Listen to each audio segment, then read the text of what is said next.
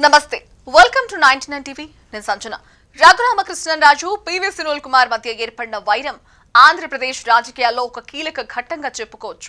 ఇది కేవలం ఇద్దరు వ్యక్తుల మధ్య వ్యక్తిగత వివాదంగా మాత్రమే కాకుండా అధికార ప్రతిపక్ష రాజకీయాల మధ్య జరిగిన ఘర్షణగా పాలనా తీరు, ప్రజాస్వామ్య విలువలు, అధికార దుర్వినియోగం వంటి అంశాలను కూడా తెరపైకి తెచ్చింది.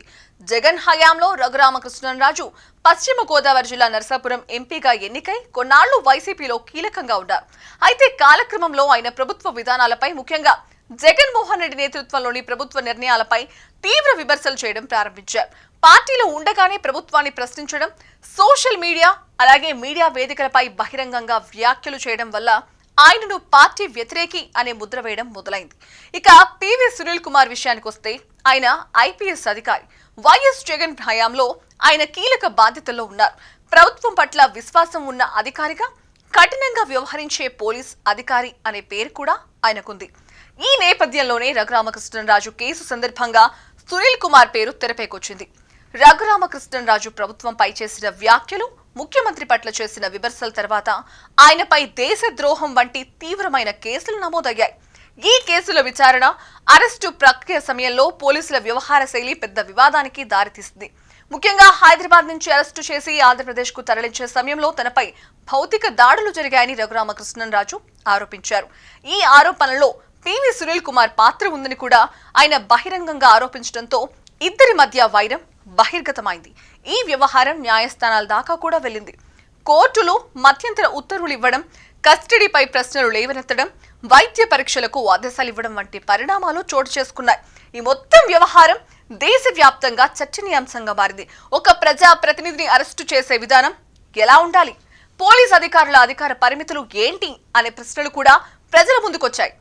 రఘురామకృష్ణరాజు తనపై జరిగింది రాజకీయ ప్రతీకారమేనని ఆరోపిస్తూ ఇది వ్యక్తిగత వైరం కాదు, ప్రజాస్వామ్యంపై దాడి అని చెప్పారు. మరోవైపు నాటి ప్రభుత్వం, పోలీస్ శాఖ మాత్రం చట్ట ప్రకారమే వ్యవహరించామని ఆరోపణలో వాస్తవం లేదని స్పష్టం చేశాయి. ఈ రెండు వాదనల మధ్య పివి సునీల్ కుమార్ పేరు కీలక పాత్రధారిగా మారింది. రఘురామ టీడీపీలోకి వచ్చాక పివి సునీల్ పై పోరు ముమ్మరం చేశారు. ప్రస్తుతం ఈ ఇద్దరి ఇష్యూ ఏపీ రాజకీయ వర్గాలతో పాటు సామాన్య ప్రజల్లో కూడా చర్చనీయాంశంగా మారింది. రఘురామకృష్ణరాజు, పివి సునీల్ కుమార్ మధ్య సాగుతున్న వివాదం తాజాగా కీలక మలుపులు తిరుగుతోంది. గత వైసీపీ ప్రభుత్వ హయాంలో సిఐడి కస్టడీలో తనని హింసించారని ఆరోపిస్తూ పివి సునీల్ పై చర్యలు తీసుకోవాలని రఘురామకృష్ణరాజు పట్టుబట్టారు. ఈ వ్యవహారంలో విచారణ దశకు వెళ్లేలా చేయడంలో ఆయన విజయవంతమయ్యారు. అయితే ఇదే సమయంలో బ్యాంకులను మోసం చేసిన కేసులో రఘురామకృష్ణరాజుకు సుప్రీంకోర్టు నుంచి ఊహించని షాక్ తగిలింది. ఈ కేసులో సిబిఐ నమోదు చేసిన ఎఫ్ఐఆర్ ఆధారంగా పివి సునీల్ కుమార్ సోషల్ మీడియాలో పోస్టులు పెట్టడం మొదలుపెట్టారు. దీంతో ఈ వివాదం మరో దిశగా మలుపు తిరిగింది. గతంలో ప్రభుత్వ అనుమతి లేకుండా విదేశాలకు వెళ్లారనే కారణంతో తనను సస్పెండ్ చేసిన ప్రభుత్వం ఇప్పుడు బ్యాంకుల మోసానికి సంబంధించిన కేసులో ఆరోపణలు ఎదుర్కొంటున్న రఘురామకృష్ణరాజును కూడా పదవి నుంచి తప్పించాలని పివి సునీల్ డిమాండ్ చేస్తున్నారు.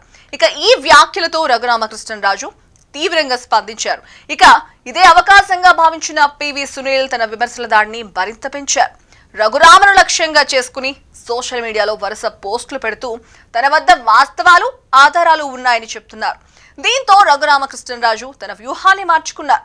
అఖిల భారత సర్వీస్ అధికారుల నిబంధనలను ఉల్లంఘిస్తూ సోషల్ మీడియాలో పోస్టులు, వీడియోలు పెడుతున్నారని ఆరోపిస్తూ పివి సునీల్ కుమార్ ను సర్వీస్ నుంచి తొలగించాలని డీజీపీ హరీష్ గుప్తాకు లేఖ రాశారు.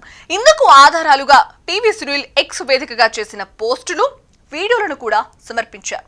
దీంతో ఇప్పుడు పివి సునీల్ పై చర్యలు తీసుకోవాలా వద్దా అన్న నిర్ణయ బాధ్యత డీజీపీ చేతుల్లోకి వెళ్ళింది. అయితే పివి సునీల్ కు మద్దతుగా ఇప్పటికే దళిత సంఘాలు రంగంలోకి దిగాయి. ఇక ఈ పరిస్థితుల్లో ఆయనపై చర్యలు తీసుకుంటే వివాదం ఎటు దారి తీస్తుందో అన్న ఆందోళన కూడా వ్యక్తమవుతోంది. అందుకే ప్రభుత్వంతో సంప్రదించి తదుపరి చర్యలపై నిర్ణయం తీసుకునేందుకు డీజీపీ సిద్ధమవుతున్నట్లు కూడా సమాచారం. మరోవైపు గత వైసీపీ ప్రభుత్వంలో ఎంపీగా ఎన్నికైన రఘురామకృష్ణరాజు ఆ తర్వాత జగన్ ప్రభుత్వంపై తిరుగుబాటు చేసి రెబల్ ఎంపీగా గుర్తింపు పొందారు. అనంతరం కూటమి తరపున పోటీ చేసి టీడీపీ ఎమ్మెల్యేగా గెలిచారు. ఆ తర్వాత డిప్యూటీ స్పీకర్ గా బాధ్యతలు కూడా చేపట్టారు.